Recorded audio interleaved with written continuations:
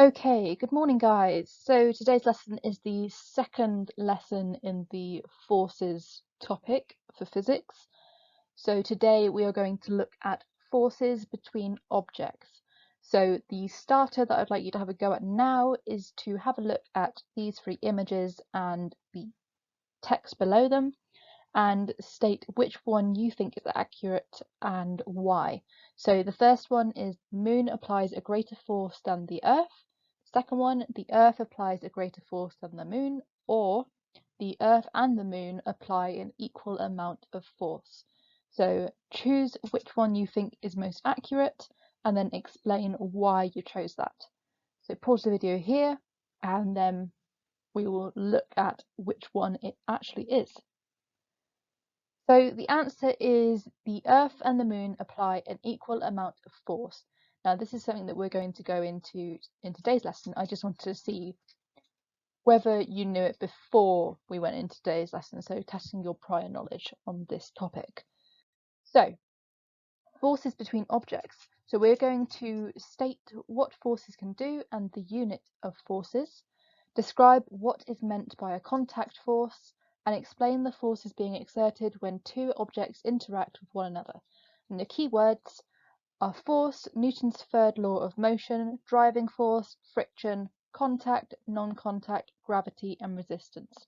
I'm going to go through a few of these words in the next slide for the keywords slide, but I'm not going to go through contact, non-contact, gravity, and resistance because we are going to look at those in the lesson anyway.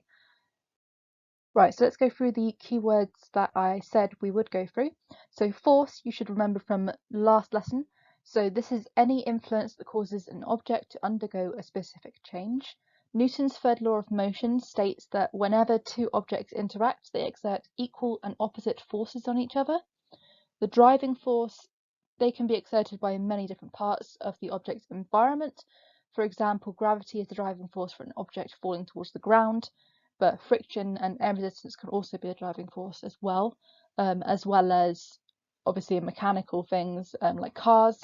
You can get a driving force which is created by the car's engine.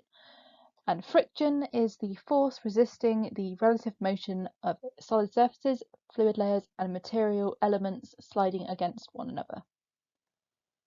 Okay, so if we move on to what forces are, so a force is a push or pull that acts on an object due to its interaction with another object. Forces are measured in newtons, and this is abbreviated to an N. So newtons is the unit that forces are measured in. So that is the first learning objective, state what forces can do and the unit. So we're looking at the units here, and that is Newton, which is N. And a force can change the shape of an object, start or stop it from moving, or change its direction entirely. Now, if we look at contact forces, if two objects must touch each other to interact, the forces between them are called contact forces. There are three types of contact forces. I'd like you to jot them down really quickly in your books and see if you got them right in a moment. So the first contact force is friction. So this is a diagram that I showed in last lesson. So this person here on the left, person A, has skis on, and the person on the right does not have skis on. So he has a larger surface area and it's a lot smoother. So there's less friction acting on him than there is person B. We've also got air resistance, that is another type of contact force. Gravity is not a contact force. That is a non-contact force, but we'll go into that in a minute. So I've given you a hint for the next one. And we've got upthrust as well. So that is when you've got your boat sat on water, the weight of the boat and the upthrust are equal. So the boat can float. Okay, non-contact forces. These are forces which act upon an object without coming into physical contact with it. Now, I'm thinking of three main types of contact forces. I've given you one already, if you remember that. So again, jot those down in your books and see if you got them right. So the first one is a magnetic attraction, magnetic force. So these are non-contact, except for when they actually attract something like iron nails to the magnet itself, but they do act when they're not in contact with the other object. You've also got gravity, so I'm using the same as last lesson. This is Isaac Newton under the tree, and the apple fell on his head, so that is how he found gravity. And we got static electricity as well. So this is something that you may have seen in the lab before, if you were lucky enough to. But this is basically a giant orb that you put your hands on. You've got to make sure you're grounded though, and you put your hands on it, it doesn't hurt, and your hair just stands up on end because it's the static electricity going to the end of your hairs. So if we look at forces again, so a force is a push or pull that can change an object's speed, direction, or shape. So this is a slight testing of your understanding of what I've just told you. So from the forces I'm going to show you below, which forces do you think are acting on the objects in these photos, and justify your answer. So we've got these 3 photos here, and I'm not going to tell you the answers in this slide or the next slide. I am going to look at your work when you've submitted it and give you feedback on it. So I'd like you to look at these 3 images. You've got a tennis ball just sat on the ground, not doing anything. And then you've got a tennis ball which is being bounced. So it has changed shape there, as you can see. So it's changed its shape, so there's a force acting on it there, definitely one force at least. And this poor guy here has been hit in the face by a football. So have a go and see what forces you think are acting on the objects in the photos and which ones. So let's have a look at this. So what does this picture show? So if you just jot down a quick answer, what do you think this picture is showing? The arrows are a good clue. So whenever 2 objects push or pull on one another, they exert equal and opposite forces on each other. So this is actually an equal force that is being exerted. So these 2 and these 2 are exerting the same amount of force, so they have not moved any closer together in their tug of war. And the unit of force is Newton, which is abbreviated to N. So you need to remember that, Newton or N. If you see N, that means Newton. So have a look at this. So a boxer who punches an opponent with a force of 100 newtons experiences a reverse force of blank from his opponent. So what reverse force do you think he is experiencing? So I believe this is David Hayes. I don't know who his opponent is, but he's being completely knocked out by David over here.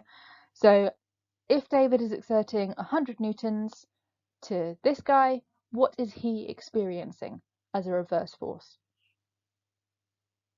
So he'd be experiencing 100 newtons as well, because remember they are equal but in opposite ways. So he is exerting 100 and he is receiving 100, but in the opposite direction. So he is receiving, he's giving. Okay, so have a look at this one. So 2 roller skaters pull on opposite ends of a rope and the skaters move towards each other. Why do you think this is?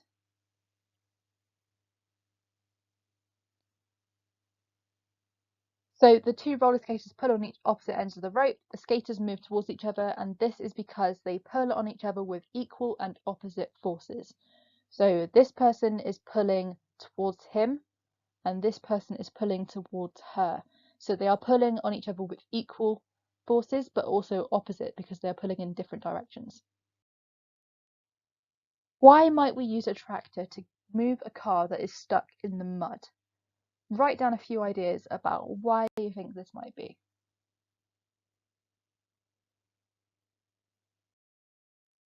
So at any stage, the force of the rope on the car is equal and opposite to the force of the car on the rope.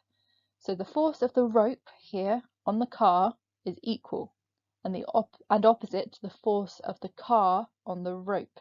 So the car is pulling that way and the rope is pulling that way. So they are pulling in opposite directions, but they are equal. In order to pull the car out of the mud, the force of the ground on the tractor needs to be greater than the force of the mud on the car. So this tractor needs to exert a higher force than that is exerted on the car from the mud.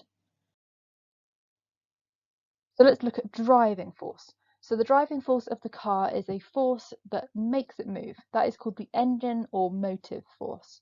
The motive force is due to the friction between the ground and the tyre of each drive wheel, and the friction acts where the tyre is in contact with the ground. So that is this bit here, only this bit of tyre that is in contact with the ground, as you can see from this image too. So the force of the tyre on the road is this blue arrow, and the force of the road on the tyre is this red arrow, so they are equal. Direction of the car is going that way, and that is showing the way that the wheels are spinning. Now that you've looked at friction and I've talked through how it acts on the tyre, I'd like you to complete these sentences. So when the car moves forwards, the force of friction on the ground on the tyre is in the something direction. The force of the friction on the tyre on the ground is in the something direction, and the forces are equal or opposite to one another. So fill in those two blanks there and come back to the video.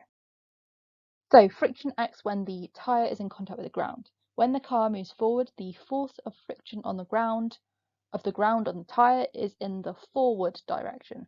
The force of the friction on the tyre on the ground is in the reverse direction. The two forces are equal and opposite to one another. So test your understanding then. So these are 3 questions that are from the textbook. So A hammer hits a nail with downward force of 50 newtons. What is the size and direction of the force of the nail on the hammer? B, a lorry tows a broken down car. When the force of the lorry on the tow rope is 200 newtons, what is the force of the tow rope on the lorry?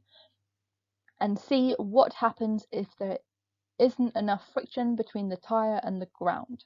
So pause the video here, have a go at those questions and come back for the answer. Okay, so a hammer hits a nail with a downward force of 50 newtons. What is the size and direction of the force of the nail on the hammer? That is 50 newtons upwards. Because remember, it has to be an equal force, but the opposite direction. So it's got a downward force of 50 newtons, so it needs to have an upward force as well. A lorry tows a broken down car. When the force of the lorry on the tow rope is 200 newtons, what is the force of the tow rope on the lorry? That is also 200 newtons. And what happens if there isn't enough friction between the tyre and the ground? The wheels will slip on the ground. So you'll see that in winter, especially when it's snowed or it's icy, the ground doesn't have enough grip on it and the tyres cannot get the friction to move forwards, so they slip. Okay, so there's some more questions here. So when the brakes of a moving car are applied, what is the effect of the braking force on the car? B, when you sit on a cushion, what is the effect of your weight on the cushion? C, when you kick a ball, what is the effect of the force on your foot on the ball? Pause the video again and come back for the answers.